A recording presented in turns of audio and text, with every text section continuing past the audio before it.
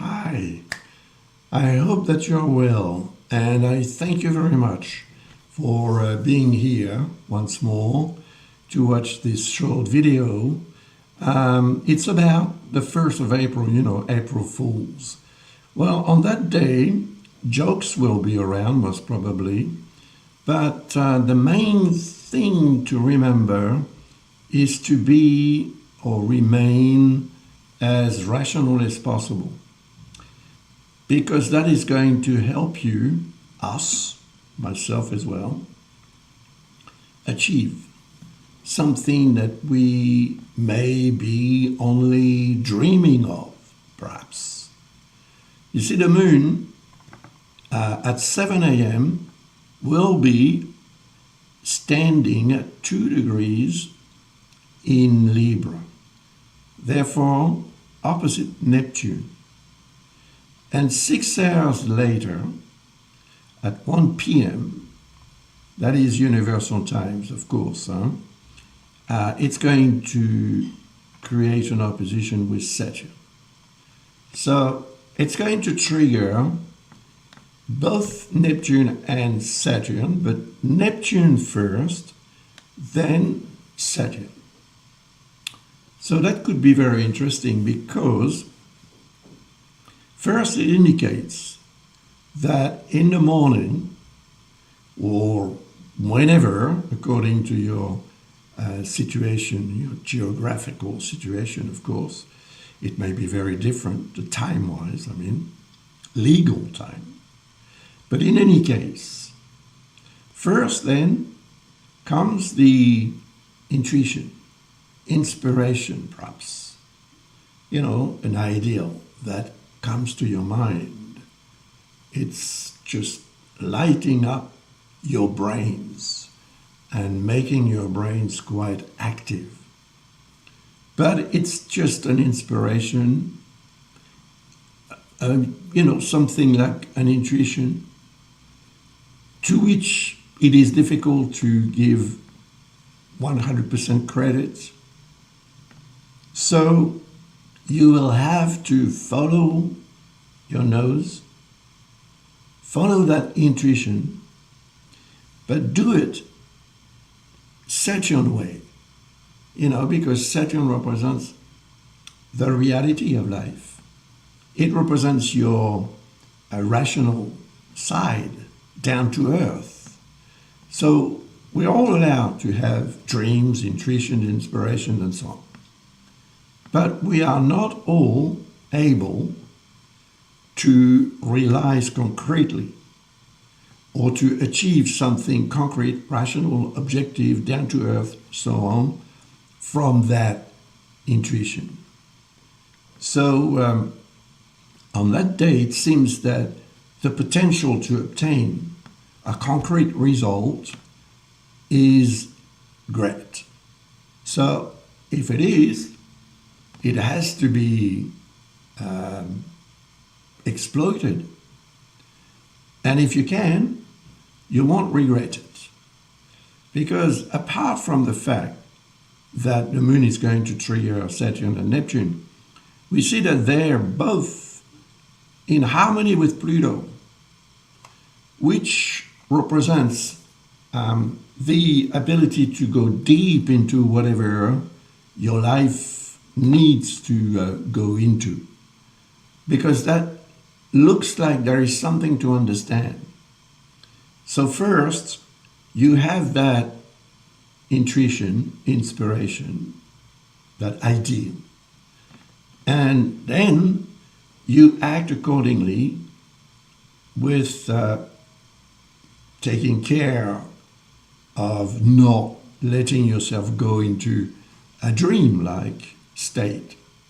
You have to be pragmatic. So once you have this intuition, just like someone in a laboratory and someone who is doing a research on something important may have an intuition, but the process then to prove the intuition right needs to be very rational. And that is what will be expected from us on that day between 7 a.m. and 1 p.m. universal times. So yeah, you could be quite satisfied with yourself if you actually move forward slowly but surely. Take your time. You got 6 hours to reach your goal. But it doesn't mean that it is a goal in itself, something tangible, like an object, but it could be. It is something that is going to be proven right, 100% concrete. And that's all you need, because that is going to lead you to a process of realization that will have the potential to regenerate your life for maybe forever, for a very long time in any case. Because first of all, this presence of Saturn and Neptune in Aries together is very rare.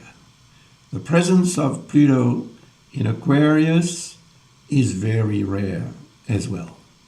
So it means that it could be a once-in-a-lifetime type of thing. But of course, Saturn and Neptune and Pluto are very slow planets. Well, the fastest one is Saturn. But still, the Moon is going to travel around the zodiac, in 27 odd days. So every time it's going to come in contact, realign, re-trigger the energy of Saturn, the energy of Neptune, and it will always be first the energy of Neptune. Why? Because it is here, and when the Moon turns around, it reaches Neptune first, see, and then Saturn. And even though both planets are going to retrograde, which is going to happen in July, that's right, until December, both planets are going to be retrograde, but it doesn't make any difference. I mean, by that even though they will come very close to one another, Neptune will remain the first one to be triggered by the transits of the Moon. So first, there is the ideal, the intuition, the inspiration, something that happens up here in your brains, or it is just a feeling, and that feeling will lead you to something concrete. That's how you should see and consider whatever comes to your mind when the Moon is opposite Neptune and Saturn, or conjunct Neptune and Saturn, which will happen here 2 weeks later. So that's also a subject of a video that I will, of course, put online in due time, right? So the next video that I'll make, most probably tomorrow, will deal with the full moon. Because as the Moon progresses in Libra, it's going to create an opposition with the Sun, naturally. So, and that's going to happen on the 2nd of April. So see you soon for that video.